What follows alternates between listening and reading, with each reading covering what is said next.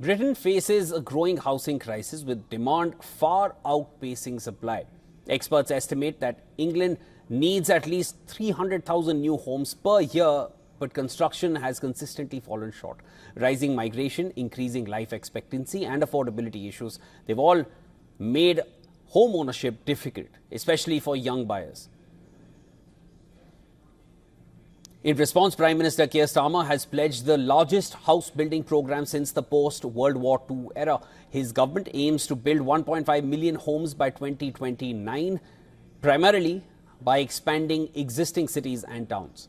As part of this effort, the UK government will develop a next generation of new towns, each designed to accommodate 10,000 homes. Over 100 potential sites across England are under review.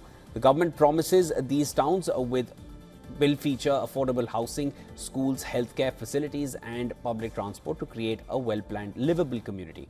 To accelerate construction, Starmer is pushing for planning law reforms, allowing developers to bypass certain environmental regulations and overcome bureaucratic hurdles that have previously stalled housing projects. The ambitious plan draws inspiration from the 1945 Labour government, which launched Britain's first wave of new towns, including Milton Keynes. However, challenges remain. The construction target of 300,000 homes per year has not been met in recent years, raising doubts about its feasibility. Additionally, Starmer's announcement faced resistance. During a visit to Milton Keynes, protesting farmers blocked roads with tractors, opposing recent inheritance tax changes.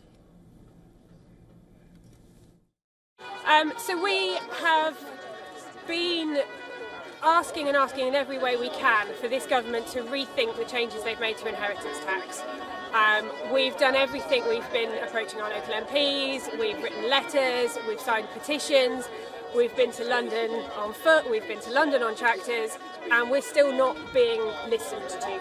You can't deny we're being heard, but we're not being listened to. So last night when we found out that the Prime Minister was coming here, we thought we'd better come and just see if he'd listened to us this morning. Meanwhile, Prime Minister Keir Starmer defended his stance on inheritance tax after his visit to the housing site. Well, I was there obviously to look at a new development, a very exciting development just outside Milton Keynes, which is going to be homes for very many people.